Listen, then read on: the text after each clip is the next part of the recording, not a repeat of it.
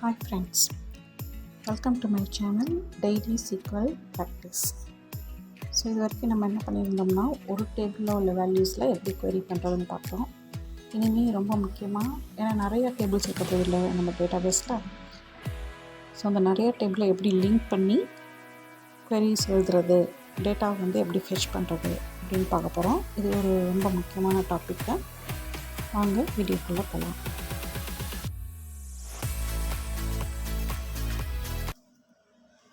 Okay, so இந்த ஜாயினில் வந்து இப்போ ஜாயின் அப்படின்னா என்னென்னா combines data from 2 or more tables.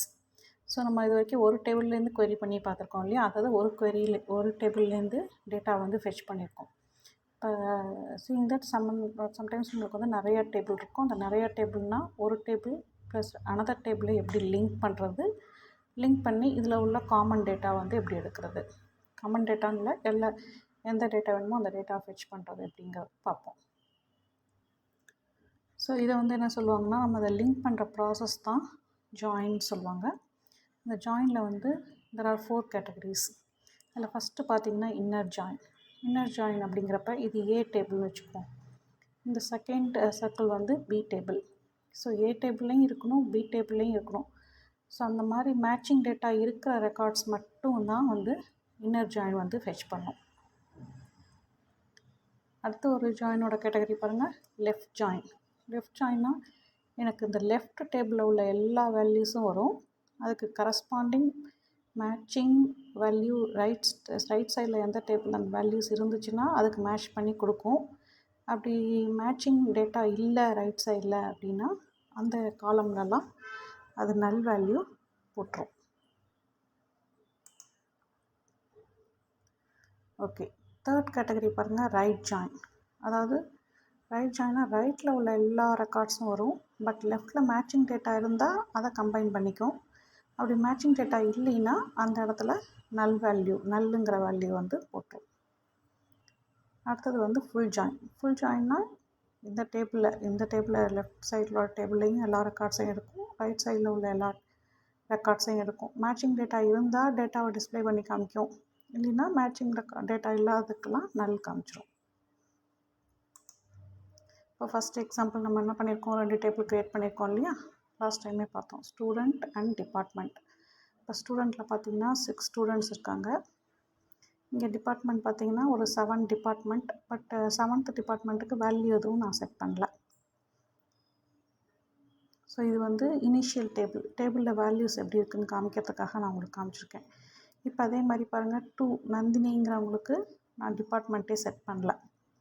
So இதை மாதிரி தான் இருக்குது ஃபஸ்ட்டு ரெக்கார்ட்ஸு.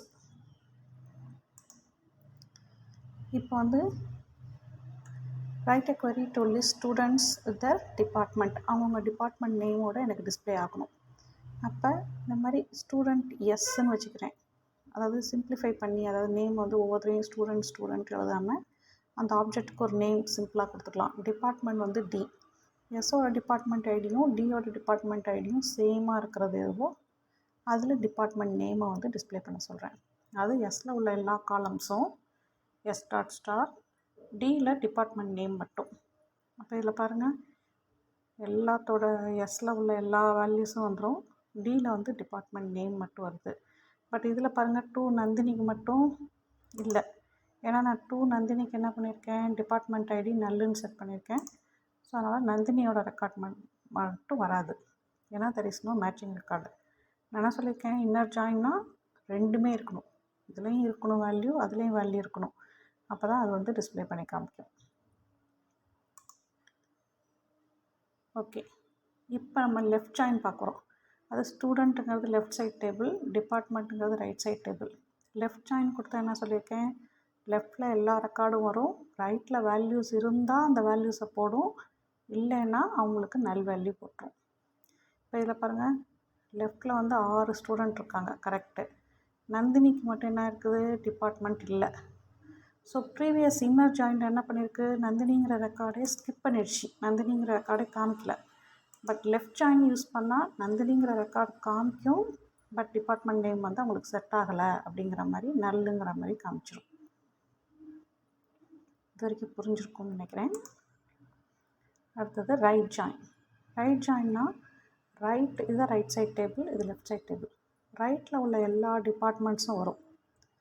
அதுக்கு கரஸ்பாண்டிங் லெஃப்ட் சைடில் ஸ்டூடெண்ட்ஸ் இருந்தால் அந்த ஸ்டூடெண்ட் இன்ஃபர்மேஷனை காமிக்கும். லெஃப்ட் சைடில் ஸ்டூடெண்ட் இல்லைன்னா அந்த வேல்யூக்கு நல் வேல்யூ கொடுத்துரும். இப்போ 1 பாருங்கள், டிபார்ட்மெண்ட் ஐடி 1க்கு 2 ஸ்டூடெண்ட் இருக்காங்க, 2க்கு 1 ஸ்டூடெண்ட் இருக்காங்க. 3ங்கிற டிபார்ட்மெண்ட்டுக்கு ஸ்டூடெண்ட்ஸே இல்லை, அப்போ ஸ்டூடெண்ட்ஸ் வேல்யூ வந்து எல்லாமே நல் போட்டுரும். 4க்கு இருக்கிறாங்க, 5க்கு இல்லை, 6க்கு இருக்கிறாங்க, 7க்கு இல்லை. ஸோ எங்கெங்கே வேல்யூஸ் இல்லையோ லெஃப்ட் சைட் நல் பட்டுரும். பட் ரைட் சைட் டேபிளில் உள்ள எல்லா வேல்யூஸும் வந்துடும். நம்ம கொடுத்துருக்கிறது இங்கே காலம், எந்த காலம் ஸ்பெசிஃபை பண்ணியிருக்கோமோ அந்த காலம். அடுத்து இது வந்து ஃபுல் ஜாயின். ஃபுல் ஜாயின்கிறப்ப என்ன பண்ணுவோம், லெஃப்ட் சைடும் வரும், ரைட் சைடில் உள்ள எல்லா ரெக்கார்ட்ஸுமே வரும். பாருங்கள், லெஃப்ட் சைடில் 6 ஸ்டூடெண்ட்டையும் காமிக்குது, டிபார்ட்மெண்ட்டில் உள்ள 7 டிபார்ட்மெண்ட்டையும் காமிக்குது. ஸோ அதுக்கு கரஸ்பாண்டிங் மேட்சிங் ரெக்கார்டு இருந்தால் அதில் வேல்யூ வரும். இல்லைன்னா இல்லாதவங்களுக்கு இந்த சைடும் நல் இருக்கலாம், இந்த சைடும் நல் இருக்கலாம். இதுக்கு பேர் தான் ஃபுல் ஜாயின். ஹோப் உங்களுக்கு ஜாயின் வந்து ஈஸியாக புரிஞ்சிருக்கும்னு நினைக்கிறேன். போக போக இதில் உள்ள queries-ஐ பேஸ் பண்ணி எப்படி ஒர்க் அவுட் பண்ணுறதுங்கிறத காமிப்போம். தேங்க்யூ. ஓகே ஃப்ரெண்ட்ஸ், உங்கள் எல்லாருக்கும் இந்த வீடியோ பிடிச்சிருக்கும்னு நினைக்கிறேன். இந்த வீடியோ யூஸ்ஃபுல்லாக இருந்துச்சுன்னா உங்கள் ஃப்ரெண்ட்ஸ் இல்லை ரிலேட்டிவ்ஸ் யார் சீக்கிரம் வந்து லேர்ன் பண்ணணும்னு நினைக்கிறாங்களோ அவங்க எல்லாருக்கும் இந்த வீடியோவை வந்து ஷேர் பண்ணுங்கள். உங்களுக்கு பிடிச்சிருந்துச்சுன்னா இதை லைக் பண்ணி என்னோடய சேனலை சப்ஸ்கிரைப் பண்ணுங்கள். Thank you. See you in my next video.